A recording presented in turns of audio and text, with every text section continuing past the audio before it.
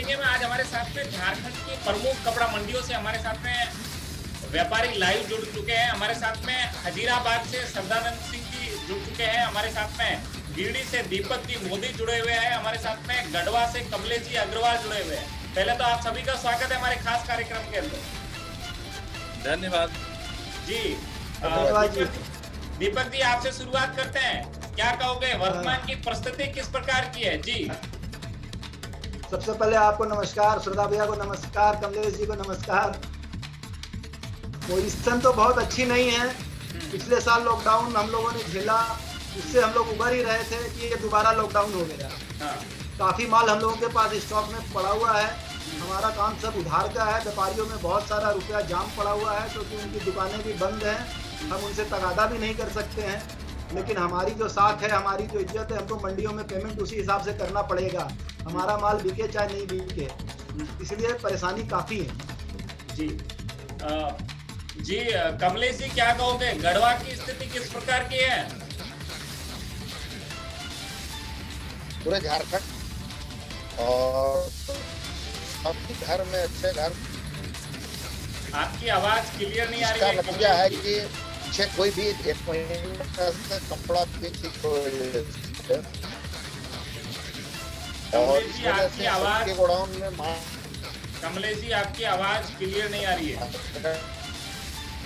अच्छा, आवाज नहीं आ रही है। मैं रोकूंगा। सरदानंद जी क्या स्थिति है आपके उधर की? जी हजीराबाद के अंदर किस प्रकार का कारोबार है, कैसे वहाँ की स्थिति किस प्रकार की है? जी बंधु, हम झारखंड के हजारीबाग के व्यापारी हैं। हाँ।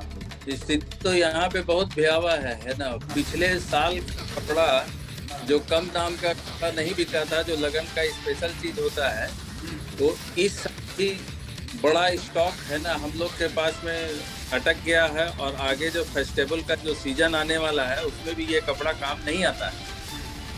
अभी मैक्सिमम हम लोग जो कपड़ा का स्टॉक करते हैं वो लेन देन के हिसाब से कम दाम का कपड़ा और वेडिंग के हिसाब से वेडिंग कलेक्शन है ना, जो रेड मैरून का जिसमें बहुयात रहता है, तो वो अब मैरिज सीजन खत्म हो जाने के बाद इसका डिमांड ही खत्म हो जाता है। अब तो हमको की दुकानदारी चलाने के लिए फेस्टिवल के हिसाब से नया कपड़ा खरीदना पड़ेगा, जबकि हमारे पास में स्टॉक का अंबार लगा हुआ है। हेलो, हाँ, हमारे यहाँ भी वही है। आपकी आवाज सही नहीं आ रही कमलेश जी। आवाज किस रही है? आपकी आवाज कट कट के आ रही है। मैं आपको बीच में रोकूंगा। मैं दीपक जी क्या कहोगे, आगे लग्न सावे भी हैं आपके उधर, तो क्या उसका फायदा आप लोगों को मिलेगा? जी डूंगर सिंह जी, जैसे बात ऐसी है कि 4 तारीख से हम लोगों को छूट मिलने की उम्मीद है लॉकडाउन के अंदर में। जी जी। अगर वो छूट हम लोगों को मिल जाती है तो आषाढ़ महीने में जो लगन चलता है और ये जेठ में भी कुछ लगन चलते हैं, उस लगन का फायदा हम लोगों को जरूर मिलेगा। और जो शादियाँ बैसाख से कन्वर्ट हुई है जून जुलाई में, वो उस दरमियान हमारा कपड़ा काफी स्टॉक हल्का होने की उम्मीद है हम लोगों को। जी जी। सरदानंद जी क्या कहोगे, स्टॉक कितना है? आपने जिस प्रकार बताया स्टॉक कितना आपके पास में है, तो इसका स्टॉक का आगे क्या करोगे? किस प्रकार इस स्टॉक को आप लोग मैनेज करोगे? सरदानंद जी, जिस प्रकार आपने स्टॉक की बात कही थी। बंधु, ऐसा है कि इसको तो हमको बेचना ही पड़ेगा, क्योंकि आप तो जानते हैं है ना कि इसका कोई सब्स्टिट्यूट नहीं है। अभी तो वापस यान में तो तब्दील नहीं हो सकता है कपड़ा, लेकिन कपड़ा बहुत मुश्किल होगी, बहुत परेशानी होगी और लंबा समय लगेगा। जी एक बार वापस कमलेश जी आपसे चर्चा करते हैं। कमलेश जी क्या कहोगे, आवाज आपको आ रही है हमारी? कमलेश जी आवाज आपकी क्लियर नहीं आ रही है। आवाज नहीं आ रही हमारी? हाँ अभी आ रही है जी। क्या कहोगे, अच्छा, किस प्रकार का आपके उधर का भाव? जी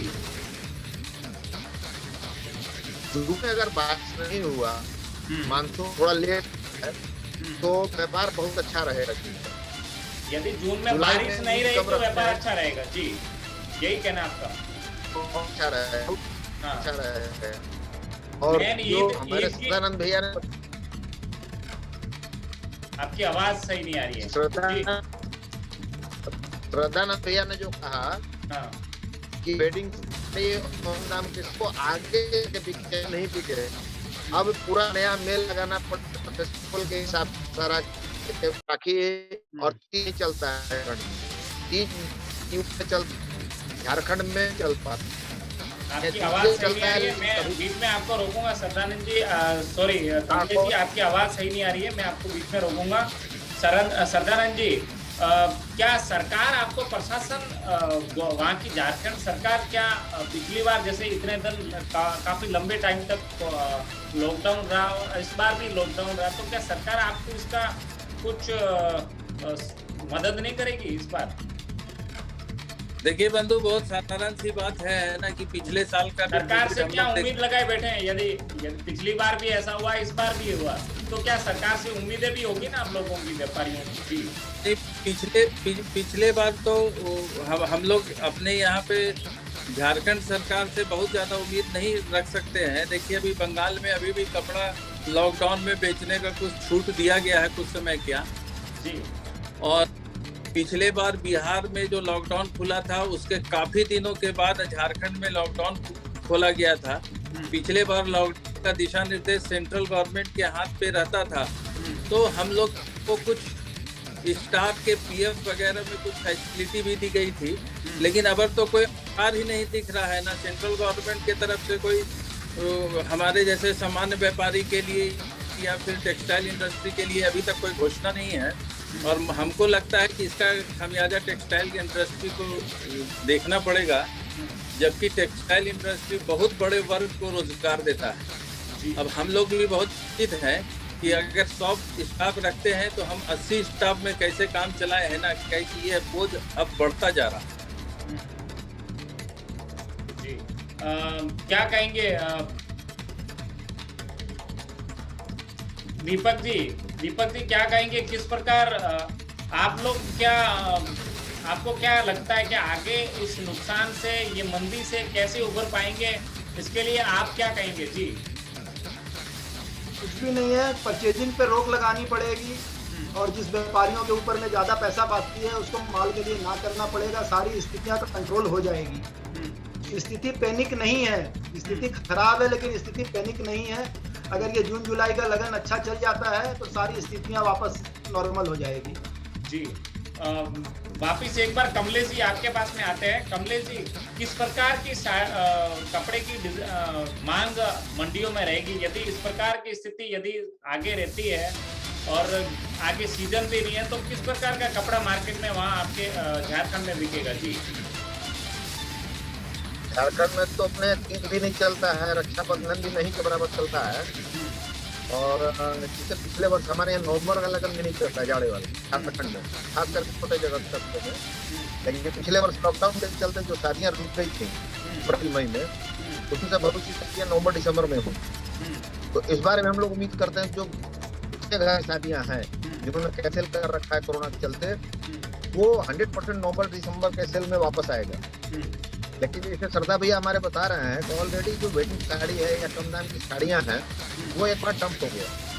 वो अभी सामने अगर जून में आपने अभी बताया हमने आपको कि अगर बारिश थोड़ा लेट हुआ, हमको 20-25 दिन का मौका मिल गया जून में, तो हम काफी कपड़ा बेच के नहीं, जिसे हमारे दीपक भैया बता रहे हैं, काफी मैनेज कर लेंगे, हमारी गाड़ी कुछ पटरी पे आ जाएगी। जुलाई में उम्मीद इसलिए नहीं कि 10 जुलाई लास्ट लगा है तो कपड़ा कम से कम 15 दिन पहले जो बिक जाएगा वही बिकेगा, उसके बाद एकदम फ्लो अप डाउन हो जाएगा।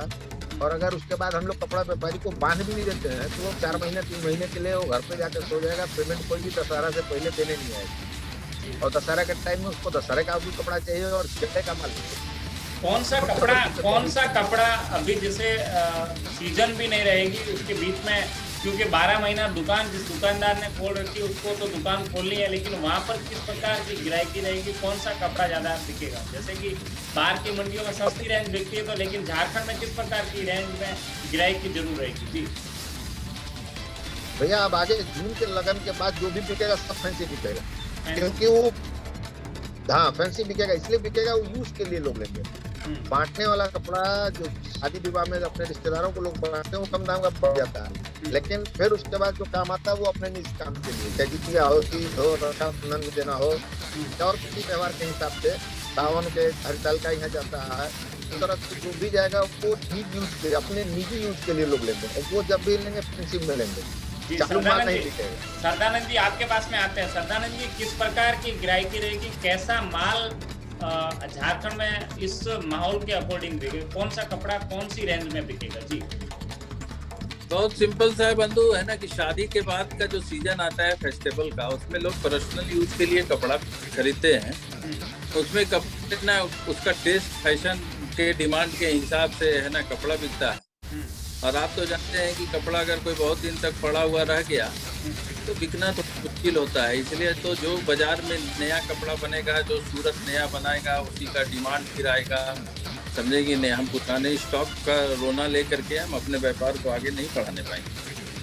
हमको तो नया कपड़ा खरीदना ही पड़ेगा, और फिर उसमें रेंज भी अलग रहती है। जो आदमी पर्सनल यूज के लिए कपड़ा खरीदता है वो अच्छा से अच्छा है ना अपने पॉकेट के हिसाब से खरीदता है। जी दीपक जी, आपके पास में आते हैं। पिछली बार कोरोना में और इस बार में क्या अंतर है?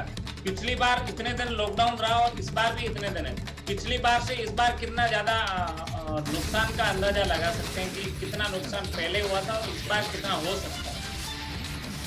पिछली बार एक्चुअल में क्या हम लोगों के पास कपड़ा स्टॉक में नहीं था, जी तो अप्रैल मई की खरीदी होती थी, वो खरीदी कंप्लीट नहीं हुई थी। लेकिन इस बार ईद और लगन दोनों साथ में आए, इसलिए परचेजिंग सारी डबल हम लोगों की मार्च महीने में ही हो चुकी थी। जी इस कारण हम लोगों को इस साल ज्यादा दिक्कत आ रही है। पिछले साल दिक्कत कम आई थी, परेशानियां कम आई थी पिछले साल, इस साल परेशानियां ज्यादा आ रही है। जी कमलेश जी, क्या संदेश देना चाहोगे खास करके कपड़ा व्यापारियों को और जो मैन्युफैक्चरर्स और इस चैन से जुड़े सभी व्यापारियों को क्या संदेश देना चाहोगे? जी कमलेश जी। हमारा जो विचार है, हम जीआर के समर्थक नहीं है। माल गुड रिटर्न करना एक अच्छी बात नहीं है। सामने वाले ने हमारे चाहत से, हमारे मांग पे माल भेजा है, जी ठीक है, ये लॉकडाउन आया है और सबके लिए आया है, तकलीफ दे तो है, भरपूर तकलीफ दे रहा है, जी लेकिन माल वापस भेजने से सप्लायर को, मैन्युफैक्चरर को डबल तकलीफ आएगा। जी माल को होल्ड करके धीरे धीरे करके उसका पेमेंट निकालना ही है और उसको सपोर्ट करना ही है।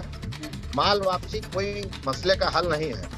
ईद का माल जो भी बचेगा ठीक है, आज नहीं बिकेगा, 3 महीने के बाद बिकेगा, 6 महीने के बाद बिकेगा, बिकेगा ही। थोड़ा तकलीफ तो देगा, डिजाइन चेंज होता है, पैटर्न चेंज होता है, स्टाइल चेंज होता है, लेकिन अब वापस भेज देने से सामने मैन्युफैक्चर की स्थिति और खराब हो जाती है। थोड़ा वो टाइम उसको लगेगा पेमेंट जाने में, तो एक बार वो बर्दाश्त कर लेगा, लेकिन जीआर वापस होने के बाद उसको बहुत तकलीफ आती है। जी जी माल का कबाड़ा निकल जाता है। जी जी जी सरदानंद जी, क्या संदेश देना चाहोगे खास करके कपड़ा मंडी के व्यापारियों को? जी सबसे पहला संदेश है कि लोग धैर्य बना करके रखे। मैं तो विकट है ही है ना, सबके लिए परेशानी लेकर के आया है। जी इस स्थिति दूसरे को सहयोग करे।